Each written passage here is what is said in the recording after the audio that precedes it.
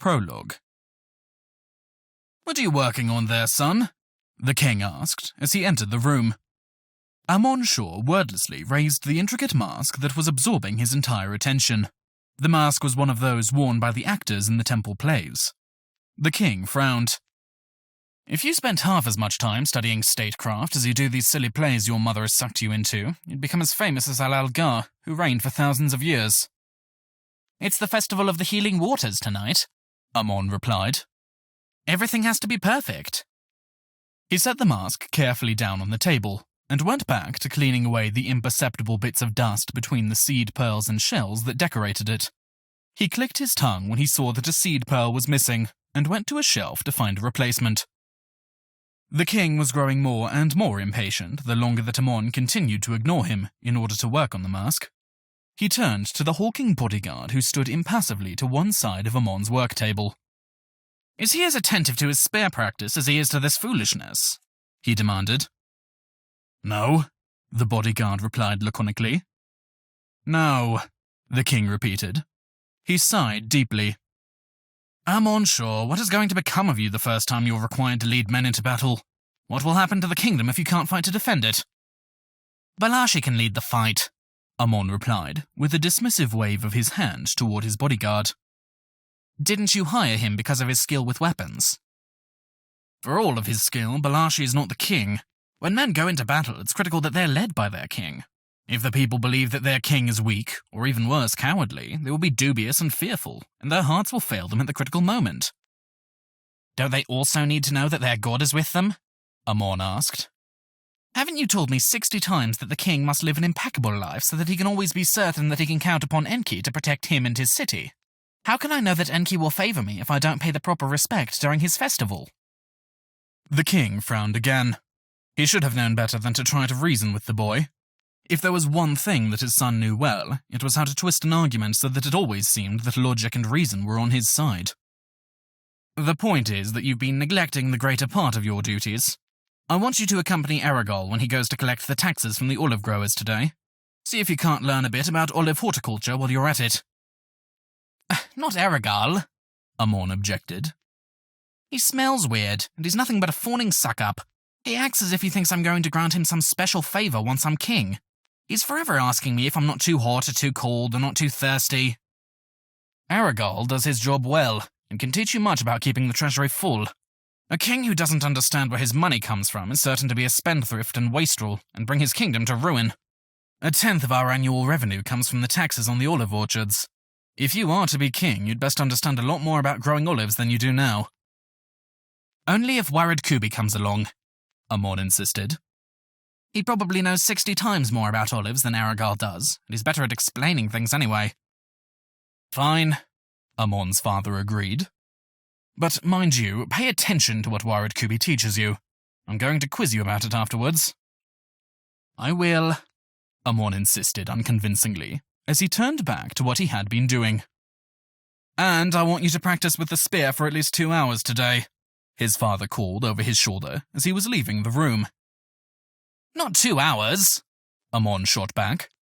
"It's hot outside and I'll get all sweaty." "Don't use that whining tone of yours with me," the king replied sternly. "You could stand to do a lot more sweating, and if you're ever going to take my place, you will need to be much better with the spear than you are now." Amon opened his mouth to come up with another argument, but the king raised his hand to forestall him. "Not another word," he warned. "I've been too lenient with you, and that serves neither one of us well. I intend to be far more rigorous in seeing to your education." "But when will I have time to get ready for the play tonight?" Amon demanded.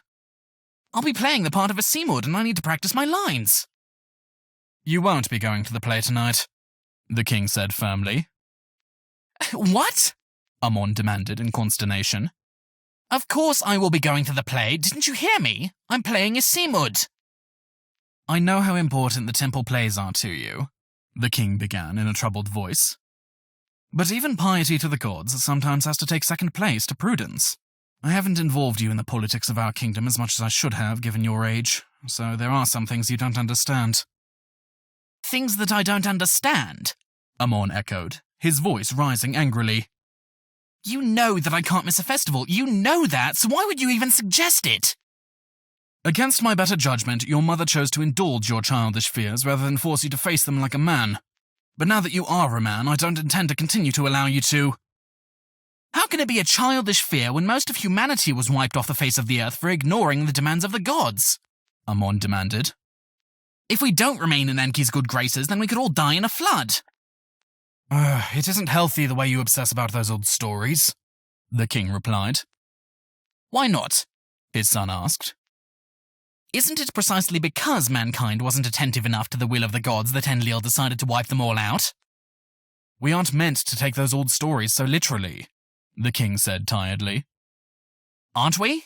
Amon replied. Why not? Aren't they true? Well, yes, I suppose so.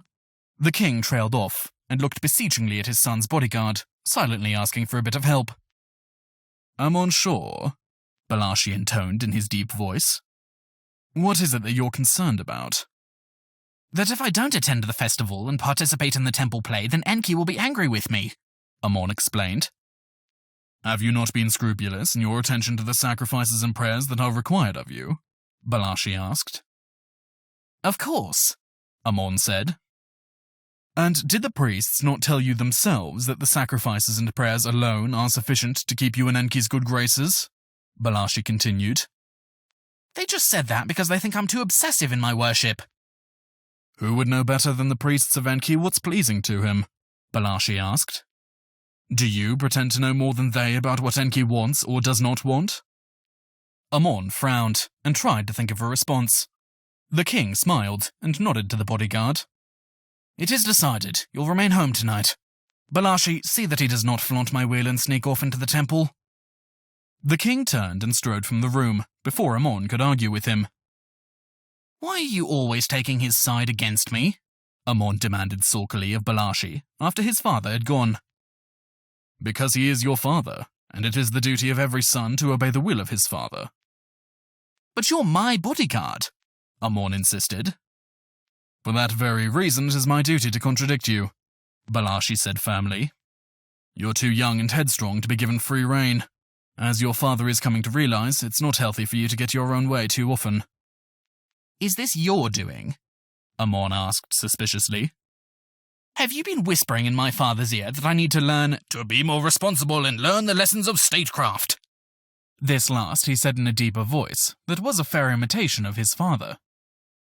Your preparation to lead the kingdom should have begun a long time ago, Balashi said unrepentantly. It was my duty to point out the shameful state of your education to your father. Traitor, Amon said. You will thank me one day, Balashi predicted. I doubt it, Amon told him. At any rate, I don't see any reason to meekly accept what father says. I'm going to speak with mother. She'll convince him to let me play my part at the temple this evening. Don't you think that your father might have a reason for insisting that you stay home? Balashi asked. Amon frowned. Does he?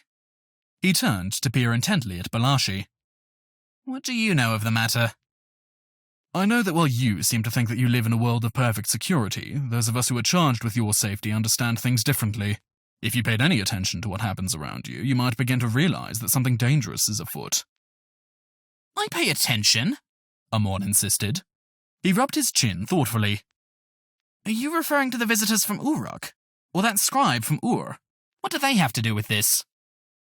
I didn't say that they have anything to do with it, Balashi replied.